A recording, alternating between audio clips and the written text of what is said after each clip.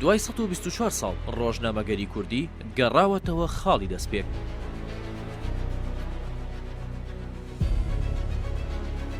نووسەر و ڕۆشنبیرانی کورد هەر لە کۆنەوە زانیویانە کە ڕۆژنامە باشترین و کاریگەرترین چەکە بۆ هۆشیاری نەتەوەی و نیشاندانی کێشەکانی کورد و ڕێنیشاندەری نەوەکانی داهاتووە. لە دوای نەمانی میرنشینی بۆتان مێقداد محەممەد بەگ و عەبدوڕەحمان بەگ لە 22 نیسانی ساڵی 1998 لە شاری قاهیرەی پایتەختی میسر یەکەمین ڕۆژنامەی کوردیان بە ناوی کوردستان دەرچوان.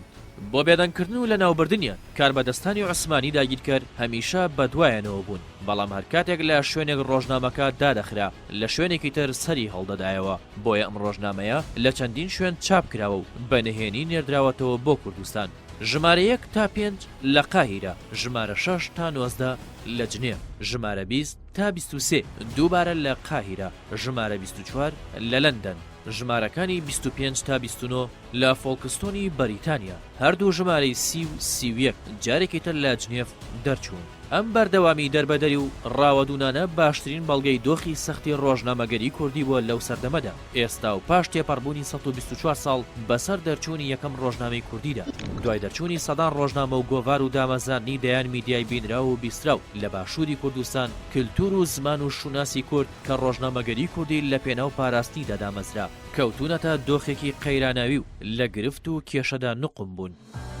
دۆخی ڕۆژنامەگەری باشووری کوردستان 4 ئاستی سەرەکی میدیایی لە جیهاندا کاری پێدەکرێت کە بریتین لە میدیای سۆسیالیستی و میدیای دەسەڵات و میدیای سەرمایەداری و میدیای بەرپرسیارەتی کۆمەڵایەتی. لە باشووری کوردستان میدیای دەسەڵات خەریکی جوانکردنی ناشرینەکانی دەسەڵاتداری و میدیای سەرمایەداریش بەکاڵاکردنی ژنان و هێنانی کلتوری بیانی بووە بە پیشەیان. ئەو ڕەوتە میدیایی ئێستا لە باشووری کوردستان زیاتر باڵی بەسەر ڕۆژنامەگەری داکێشاوە بە بڕوای چاودێران زیاتر بریتین لە میدیای دەسەڵاتداری و میدیای سەرمایەداری، چونکە پێیان وایە میدیاکان زیاتر کار لە سەر وروژاندنی پرسە لاوەکیەکان دەکەن و کەمتر ڕەچاوی بەرپرسیارەتی کۆمەڵایەتی دەکەن.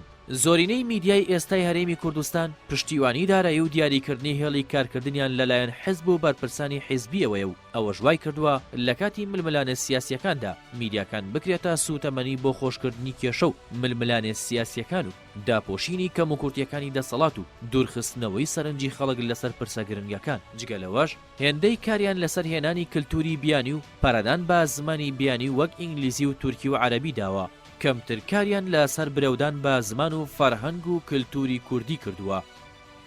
ئازادی ڕۆژنامەگەری لە دوای دامەزاننی حکوومەتی هەرێمی کوردستان دیاردەی تیرۆرکردن و زیندانیکردنی ڕۆژنامەنووسان ڕۆژ لە دوای ڕۆژ زەختر دەبێتەوە بۆتە سیمایەکی قێزەونی دەسەڵاتی کوردی لە باشوور. لە ئێستادا چەندین ڕۆژنامەنووس بە تۆمەتی جاجیا سزای زیندانیان بەسەردا سەپێنراوە تەنها بەهۆی پیشەکەیانەوە لە کونجی زیندانەکانی دەسەڵاتدان.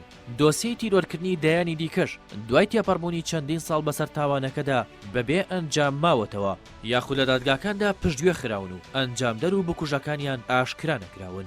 ئازادی ڕادەربڕین لە دۆخێکدایە دەتوانین بڵین گەڕاوەتەوە بۆ 124 ساڵ بەر لە ئێستا. ئەو کەسانی خاوەن هەڵوێست و وتەی ڕاست و دیدی ڕەخنەگرانن لە سایەی سیاسەتی دەسەڵاتی کوردیدا دەبێت چاوەڕوانی زیندانی و ئەشکەنجە و تیرۆر بن یاخود بە ناچاری لە پێناو سەلامەتی گیانی خۆیان دەبێت ئاوارەی وڵاتان بن.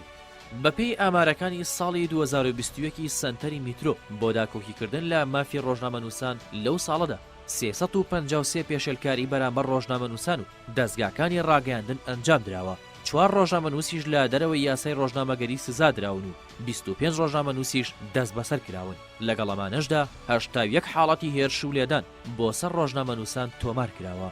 هەروەها سندیکای ڕۆژنامەنووسانیش لە کاتی بڵاوکردنەوەی ئاماری پێشێلکاریەکانی ساڵی 2021 ئاشکرایان کرد کە گێچەڵکردن، هەراسانکردنی ڕۆژنامەنووسانی ژن، بڕینی موچە و جیاکاریکردن لە ناو دەستگاکاندا جۆری نوێی پێشێلکارین کە بەرامبەر ڕۆژنامەنووسان ئەنجام دەدرێن.